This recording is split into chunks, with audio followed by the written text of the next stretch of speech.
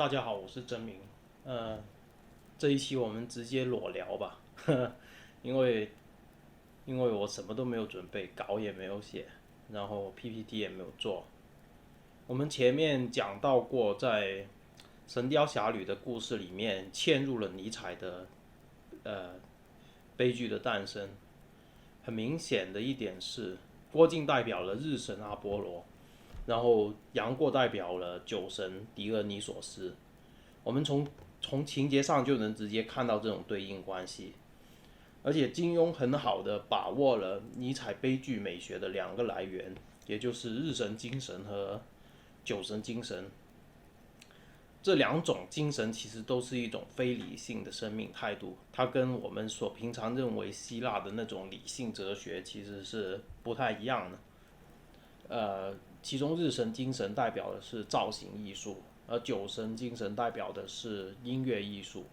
然后从悲剧的诞生的原文里面，我们就可以看到，所谓的音乐艺术直接其实是代表了一种意志的，关于生命意志的一种直接的表达。它其实是跳过了一些造型上面的规定性，所以它其实是直觉性的一种把握。在《射雕英雄传》里面有一个情节，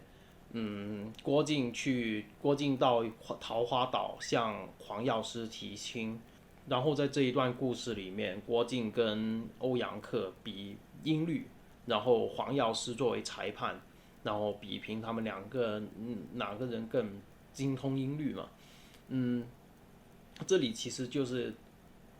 有音乐艺术参与进来的地方。在射雕和神雕这两部故事里面，所谓的音乐艺术，它的主要的来源其实是黄药师。黄药师是故事里面最重要的音乐大师。我们前面已经讲过，吸毒欧阳锋其实就是卡德摩斯的象征，而黄药师其实就是鄂尔普斯的象征。这里我补充说明一下，鄂尔普斯教是希腊时代的一个重要宗教，而毕达哥拉斯就是鄂尔普斯教的著名代表。关于黄药师有一个很重要的情节，就是他不是戴人皮面具吗？然后这个人皮面具他后来传给了陈英，然后陈英又把这个戴人皮面具的习惯传给了杨过。我们直接从《神雕侠侣》的故事来把握的话，我们可能会认为这个人皮面具代表了他不想用真面目来示人。其实，如果我们在悲剧的诞生里面，我们就可以找到他戴面具的原因。有一个不容争辩的传说是，最古老形态的希腊悲剧只以狄奥尼索斯的苦难为课题。在蛮长一段时间里，唯一现成的舞台主角正是狄奥尼索斯。希腊舞台上所有著名的角色，普罗米修斯、俄狄浦斯等等，都只是那个原始的主角狄奥尼索斯的面具而已。所以戴面具的意思其实是这个人物的个体化原则已经消解掉了。通过悲剧的身份，它可能已经达到了整个存在的核心，就是一种生命的根本痛苦。这其实是黄药师和杨过所达到的一种悲剧的境界。不过这里值得我们注意的地方是，为什么陈英也戴面具？我们可以知道黄药师是鄂尔普斯，然后杨过是狄俄尼索斯，或者说是鄂尔普斯。如果是这样的话，那陈英的这个角色到底是怎么一回事呢？这一点我们就可以在《母权论》这本书里面找到答案。在《母权论》的最后一章讲到了莱斯博斯岛。这个莱斯博斯这个词其实就是我们现代的 lesbian 这个词的词源。关于莱斯博斯岛，它最特别的地方是，这里曾经聚居了一些女诗人，其中最有名的就是萨福。这些女诗人她们不和男性有接触，她们只是跟女性之间产生一种爱的交流。不过具体这种是一种什么样的情况，可能历史上是没有定论的。但因为他们一些很特别的生活形态，最终人们认为这个其实是lesbian 的一个历史来源，所以莱斯博斯岛就是 lesbian 这个词的词源。其中这里有一个很重要的关键点，就是萨福其实是被色雷斯人所憎恨的，因为色雷斯有阿马宗的母权制形式的传统，而萨福通过他的思想解救了在整个亚马逊母权制的形态里面生活的女性，因为这些女性可能违背了一些自己的生活本能，而通过萨福的一些精神性的滋养，他们得到了另外一种不同的生活形态，从他们原始的母权制里面解脱了出来。当然，这种故事肯定是有很强烈的传说色彩，不过它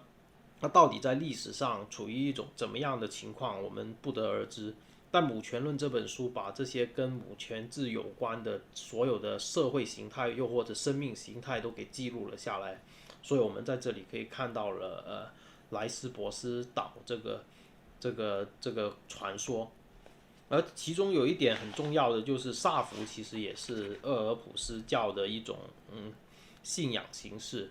它其实就是一种音乐艺术的传统。这种音乐艺术跟我们现代所理解的音乐艺术其实是有不太一样的，因为我们现代音乐艺术，无论我们往古典音乐的方向去理解，又或者我们从流行音乐上的意义上去理解，它都已经跟造型艺术有很密切相关的结合了。而在《母权论》这本书里面，又或者是在尼采的《悲剧的诞生》里面，他所提到的音乐艺术，其实是跟我们现在所理解的音乐艺术有很大差别的。它更多的是指一种随性的生活，又或者说是一种直接的情绪表达。它不涉及到一种音乐的规范，它可能就是一种随性而为的方式。如果说有什么人更接近这种音乐艺术的话，我想可能刀哥可能都比我们现在所理解的那些流行音乐歌手要更接近这种尼采所说的音乐艺术。所以我们从这里退一步讲的话，我们就可以说，其实金庸所说的杨过的酒神精神，其实就是刀哥的精神，就是可能这个可能大家可能想到这一点，可能会觉得有点太好笑了吧？怎么可能刀哥是杨过呢？但事实上是这样，因为它代表了一种直觉的情绪表达。我们现在看到的很多直播网红，其实是身上是非常有这种酒神精神的特色的。金庸把整个酒神精神融入到了自己的小说体系里面，他其实是为了服务于一种新儒家的思想。这一点其实我们可以在杨过对郭靖的态度这个变化上面可以看到，其实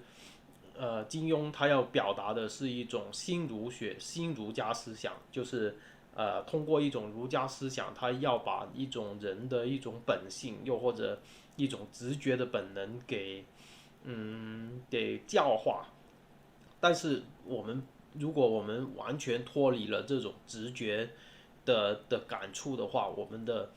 们的一种道德其实是没有办法站住的。如果我们在整个时代脉络上面去看的话，金庸其实在那个时代提倡儒家思想，其实是一种非常保守主义的一种思想状态。他希望通过儒家思想对我们当时的对于那个时代的一些怎么说呢？一些革命性的思想进行教化，就是如果你有那些革命性的精神是不够的，革命性的精神那种爆发力、那种生命的延展性，其实是远远不够的。你必须通过一些道德的教化，整个人才能成为一种稳定的状态。他当时的一些思想其实是非常的，从那个时代脉络上来说，金庸的那些思想其实是有一点点反动的。但是如果我们脱离了这个时代，脱离了它的整个在于那个时代上面的象征意义来看的话，金庸的小说是有它的可取性的，因为小说其实就是这样，你如果全都把它放到一个现实来把握的话，小说就失去了它的魅力了。所以比较特别的一点是，一部通俗小说，如果它有很多对现实的嘲讽，它很可能得过个20年、30年，人们才会欣赏这部小说。如果我们生活在那个小说写作的那个同一个时空里面，我们很可能就会觉得他写的小说其实就是有点太扯淡了。唯有这个小说和他的那个时代的联系已经断裂掉了，人们已经不知道他在嘲讽些什么了，已经不知道他在暗讽些什么了，这部小说才会变得好看，因为它已经跟现实无关了，它已经跟历史无关了，它已经变成了一种纯粹的虚构性的东西了。不过在《神雕侠侣》和《射雕英雄传》里面，我们可以看到，金庸其实是对尼采哲学有一个非常好的把握。他很了解到的一点是，他很理解的一点是，尼采是一个完全的非理性的哲学，所以他把郭靖这个代表了日神精神的角色，完全描绘成了一个傻子。他不是那种我们平常理解的那种理性的人，他其实是一种愚蠢的状态。但是这种愚蠢使他变得非常的可靠，他是一个非常可靠的人，所有人都可以仰赖他的一个人，而且他的生命赋予了一种很明确的意义，他的生命非常的明确，他知道自己要做些什么，哪怕那个要做的事情是完全没有办法达成的。比方说他要保护襄阳，我们从历史的脉络上来看，我们可以知道，你要保护这个襄阳，其实是那个守住的机会其实是很渺茫的。但这一点没有办法阻止郭靖的决定。这和这和苏格拉底把存在推向了彼岸世界的那种理性精神其实是完全不一样的。金庸的小说很明确地把握到了这一点，从母权论的引用，再到悲剧的诞生的一些细节上面的把握，我们可以知道金庸其实是非常，我们可以知道金庸在某种意义上是尼采的学生，虽然可能他的思想比起尼采的更偏向于叔本华，尤其是他最后几本小说，比方说《笑傲江湖》，又或者说《天龙八部》，他可能他的象征就更往那个佛教上面去偏移了。以上就是金庸小说的一个简单的分析。通过这个分析，如果重新回去阅读金庸的话，当然会有一些新的发现。当然，我也非常推荐大家去看尼采的《悲剧的诞生》以及巴霍芬的《母权论》。通过这些分析，再回去阅读这些古典学又或者哲学的著作，可能也会有一些不同的体会。尤其关于《悲剧的诞生》这本书，它是尼采哲学的一个很重要的起点。如果对于这本书和它所对应的一些古典学的思想有一些基本的把握的话，